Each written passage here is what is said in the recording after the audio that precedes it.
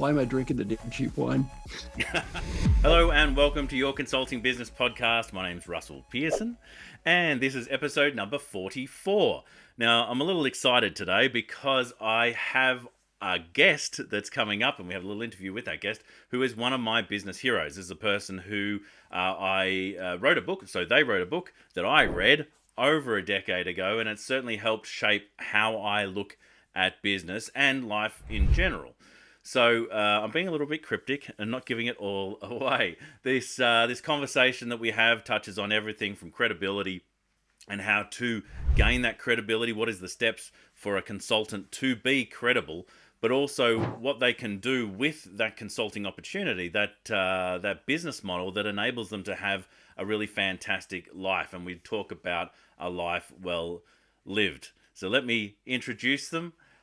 This special guest has been working with leaders for over 45 years, helping them create positive change, not only in their own lives and careers, but in the lives and careers of those people that they lead, their teams and their organizations. They have sold over 3 million books, and one of those books I'm going to share with you at the end of today's podcast.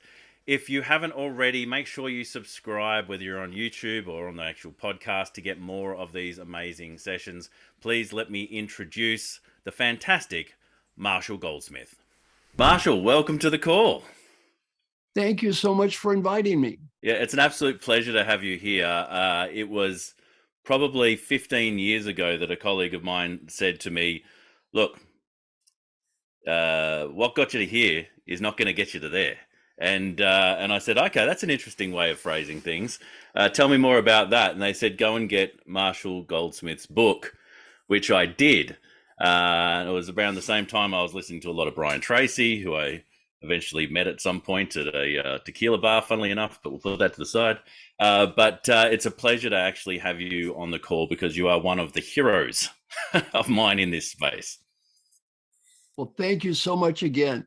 Very, very happy to be here. Now, I like in these podcasts, I like really talking about what you're passionate about. What do you want to bring to the topic of consulting? We had a little bit of a chat, and there's some interesting things about artificial intelligence, sure, but also about credibility and life in general.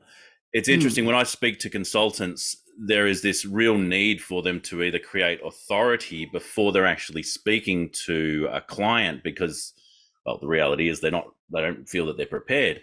What's your take on credibility as a consultant stepping into their own space? Well, today I thought I'd share a couple of things from my newest book, The Earned Life. And there's a chapter in the book I found very good for people like coaches and consultants. Mm-hmm. And the chapter is called Credibility Must Be Earned Twice. Nice. So I'm going to go into a little background. I had the privilege of spending about 50 days with Peter Drucker before he died, world's greatest authority on management. So I got ranked number one leadership thinker in the world. My intellect compared to his is that of a 10-year-old. I mean, that guy was so smart. I was very lucky. He taught me many, many things, many things.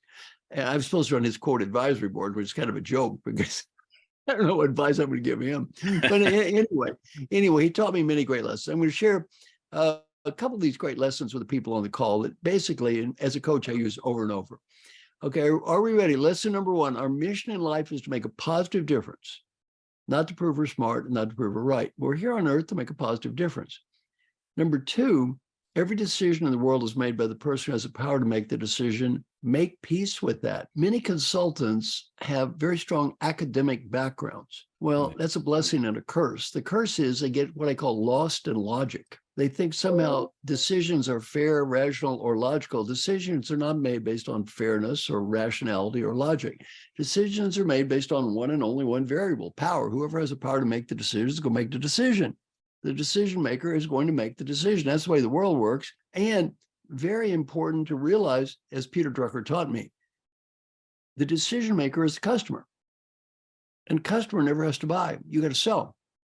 You sell what you can sell. You change what you can change. If you can sell it, you sell it. You can change it, you change it. You can't sell it, you can't sell it. You can't change it. You just take a deep breath, let it go and move on. A lot of consultants never get this. They get lost in fairness, rationality, logic. They try to prove their clients are wrong. They try to be right all the time. Yeah. As opposed to saying, I'm not here to be right. can I make some positive difference here? And if I don't make a positive difference, it doesn't really matter how right I am.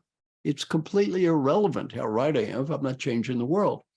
Now, in the book, I talk about another concept about credibility called credibility must be earned twice.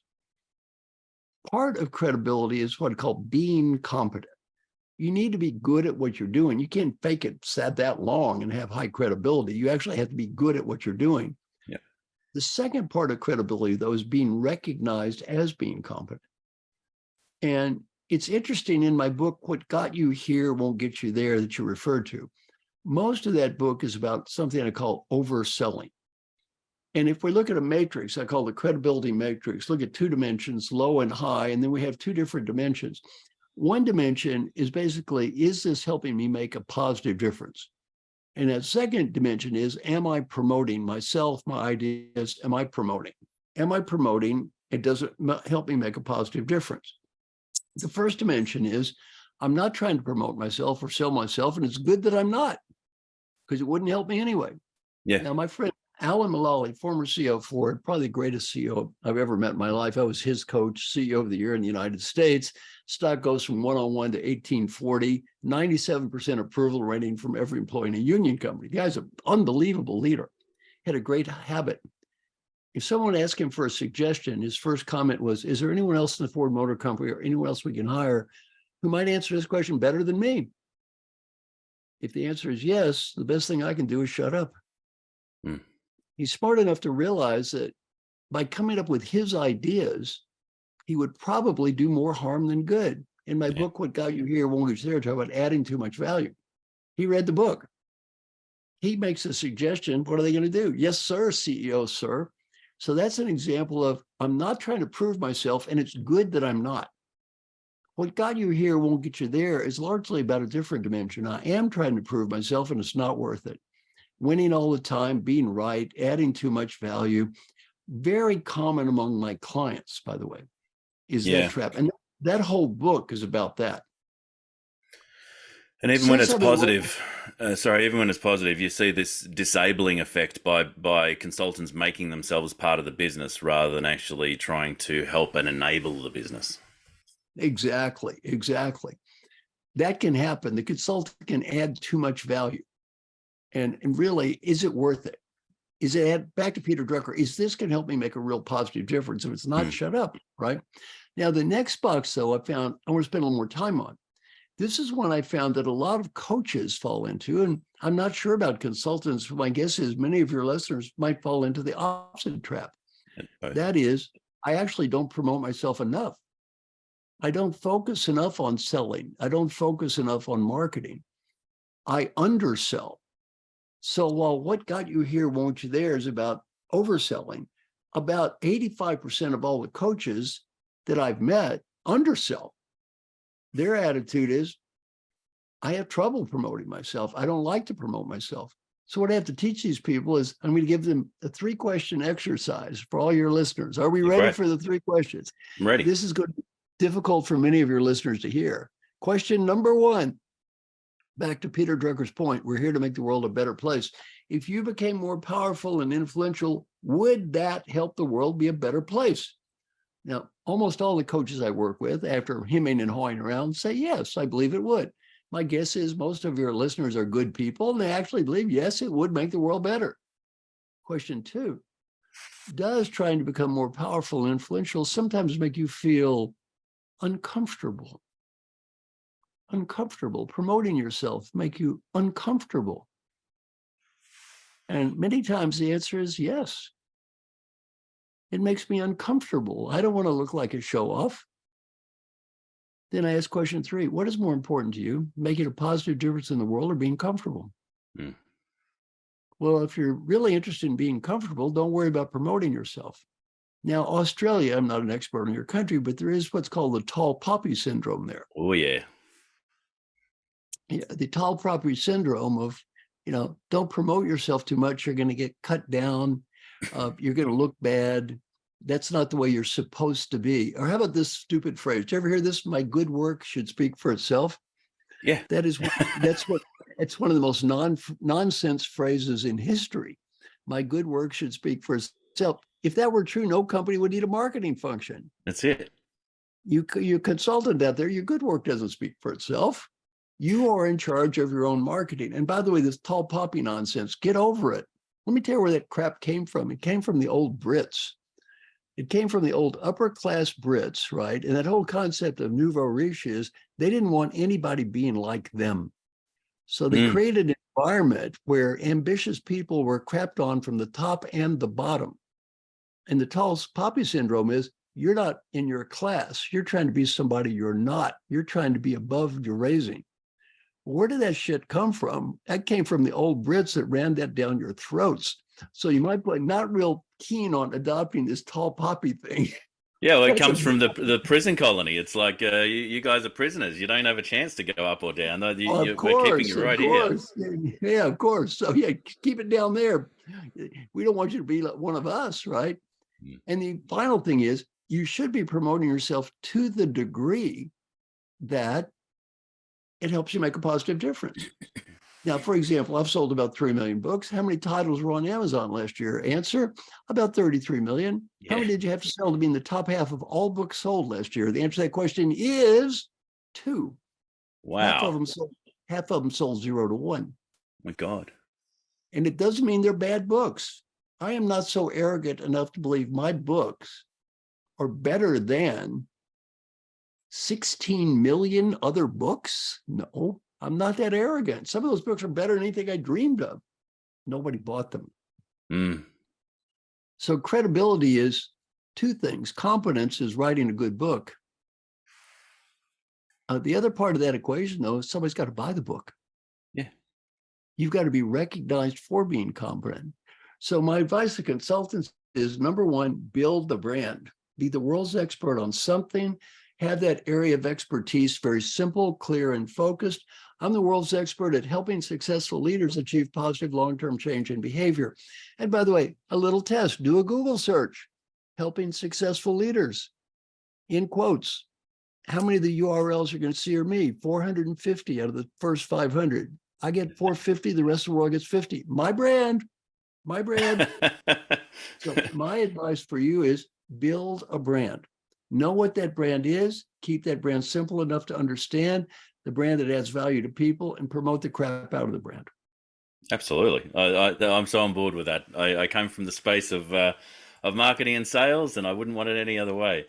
Reading a Stephen King book on writing just recently, and he was talking about that. He didn't get lucky. He actually put himself out. He put himself out there.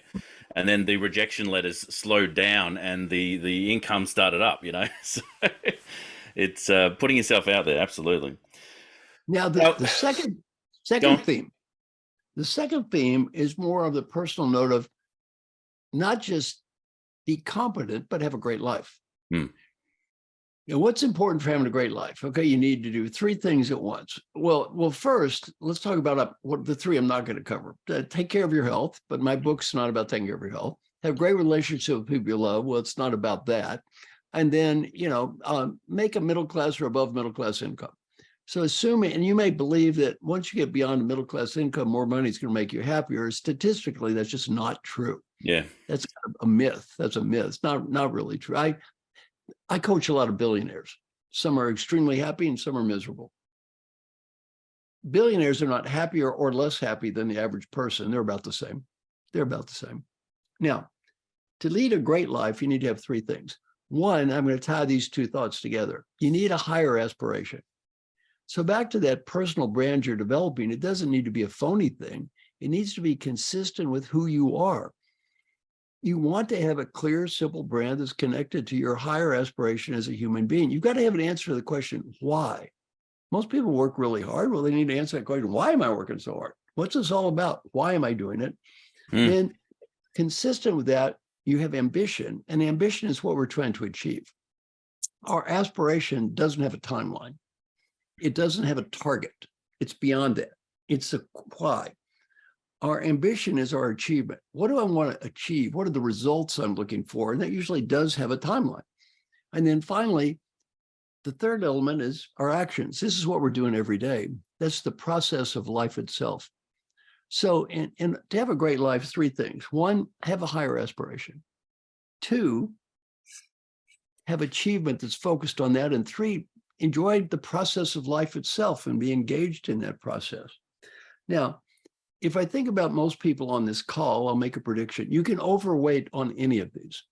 Yeah. Some people overweight on aspiration. What does that mean? They live in their heads. They've got lofty dreams. They never achieve anything. Okay. And they may not even enjoy themselves. Human service leaders are the worst. They often love humanity, but they hate human beings. So they have this lofty ideas about stuff, but that doesn't translate to day-to-day life. Most humans in history are stuck in the action phase. We live day-to-day lives. We play the video game. We do what we're told. Our ancestors were poor people. Yours, mine, they were all poor people, right? They didn't have money. They didn't have time for a higher aspiration. They were just trying to make it through the day. Well, most humans are trying to make it through the day. Most of your listeners do not have problem 1 or 3. They have problem 2. They're stuck in the ambition and achievement phase. Yeah. They are addicted to achievement. I'm going to help all of you achievement addicts. Never, ever believe that getting results will lead to either happiness or peace in life. They won't. The great Western myth is I'll be happy when I get the money, status, BMW, get that big contract, achieve this, achieve that, get the PhD. I will be happy when. There is no when. There's only one book that has the same ending, and they lived happily ever after. That is unfortunately referred to as a fairy tale. Yeah, that's not right. The real world. In the real world, every day we start over. Every day we start over. So you need to focus on the achievement of results, but never become ego attached to the results. One of my good coaching guys, Albert Bourla, was CEO of Pfizer. I said, Albert, a couple of years ago, how's it going? Hey, pretty good year. Came up with that vaccine, saved a couple billion lives. I said, yay, very good. Good job. He said, CEO of the year and company stock all-time high and employee engagement. I said, Albert, that's great. What's your problem? He said, I got one huge problem next year. Yeah, exactly. Next year. And if Albert's value as a human is he has to achieve more than last year, he can write it off. Michael Phelps, 25 gold medals. Yep. More than anyone in history. What do you think about doing after winning 25? Kill himself. Yeah, wow. He wanted to kill himself. He can't do it. Never become addicted to that. Now, finally, in my book, I talk about something called the marshmallow research. There's a study at Stanford where they take kids and they give a kid a marshmallow. And they say, kid, if you eat one, you get one. But if you wait, kid, you get 2. Well, allegedly, the kids that eat 1 all grow up, become losers. The kids that eat 2 all are high achievers, right? And the message, almost all self-help books is the same. Delayed gratification is good. Work more, exercise more. Delayed gratification is good. There's only one problem with that little study. They didn't take the kid. They got 2 marshmallows and said, kid, wait a minute. Wait a little bit more. 3. Wait some more. 4, 5, 10, 100, 1,000. And where does that story end? An old man sitting in a room waiting to die, surrounded by thousands of uneaten marshmallows. Well, my advice to everybody listening is sometimes you got to eat the damn marshmallow. What a great visual. Final story. Jack Welch almost died years ago. He had triple bypass. My friends, his buddy said, Jack, what'd you learn about life when you almost died? You know what he said? Why am I drinking the damn cheap wine? Yeah, that's it. That was it. I love drinking wine. I got this fancy wine cellar, and every night I'm drinking cheap wine. I'm Jack Welch. What am I thinking? Why am I drinking cheap wine? What is wrong with me? So my final advice to let me summarize everything. Number 1, credibility. Keep focusing on doing a great job, build a clear brand, identify with that brand. And then number 2, you've got to go out and develop an identity. You've got to be recognized. You've got to promote yourself, and don't wait for God to do it for you. It's not going to happen. Yeah. The other thing is aspiration that needs to be connected with that brand. What's important to you as a human being, so that not only you do well in life, you feel good about yourself. Achievement needs to be connected to that. And then finally, we're all going to die anyway. Make sure you enjoy the process of life. Absolutely. Well, I mean, you've summed it all up, haven't you, Marshall? That's fantastic. I got one quick question though. I have a question that I give people, not necessarily for you, but certainly for clients and the like. What would you do if you had everything you wanted? I do everything. Already have everything I want. Yeah, you do. So that question I asked to consultants, and when they go, right, well, what would I do? Usually, it's not I would chase $1 billion or whatever it might be. It's usually I would sit with friends more.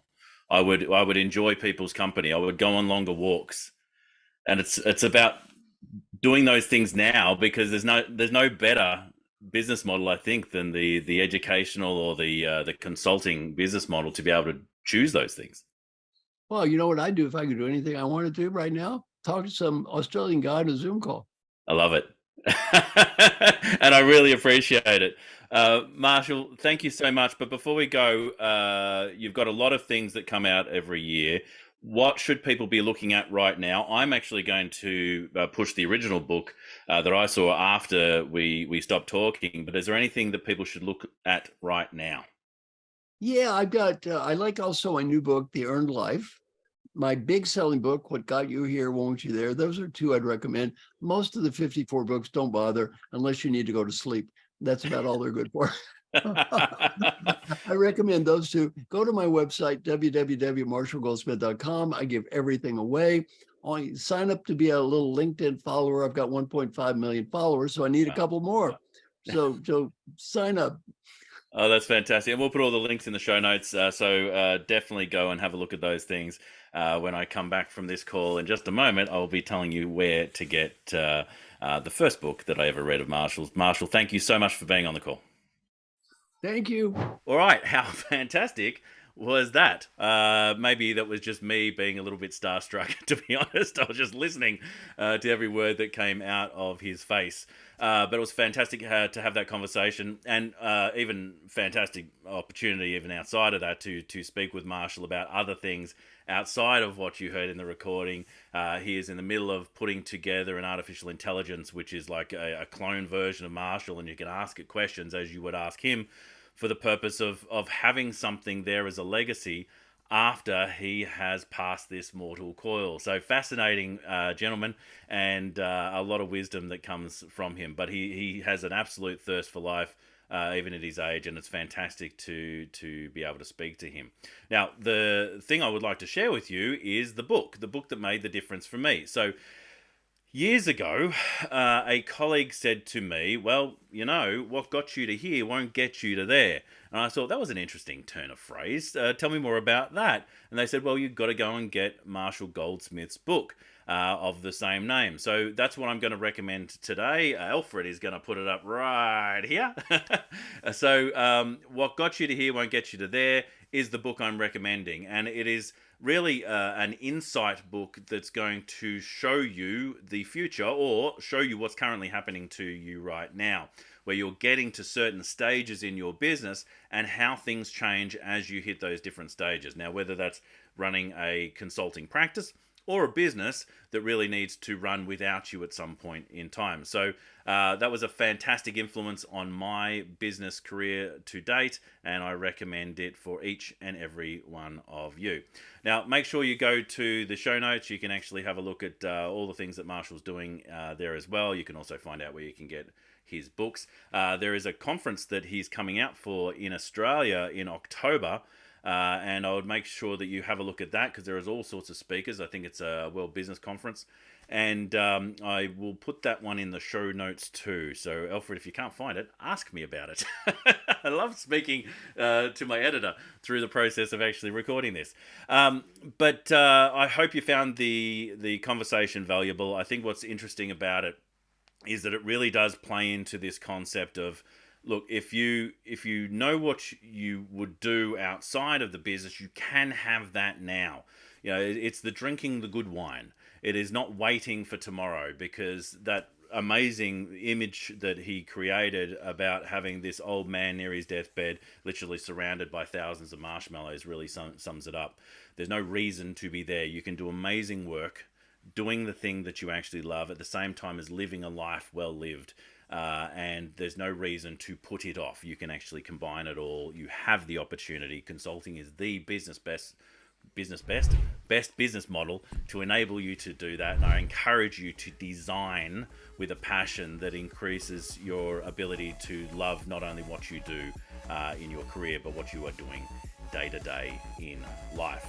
Again, subscribe if you haven't already. Click the bell on YouTube. Go to your podcast if you're listening to there. Subscribe to that. There are more episodes like this, some more great presenters, speakers, guests, and topics that we want to share with you to help you in your consulting business. Until next time, my name is Russell Pearson. Stay passionate, and I will catch you on the next one. Bye for now.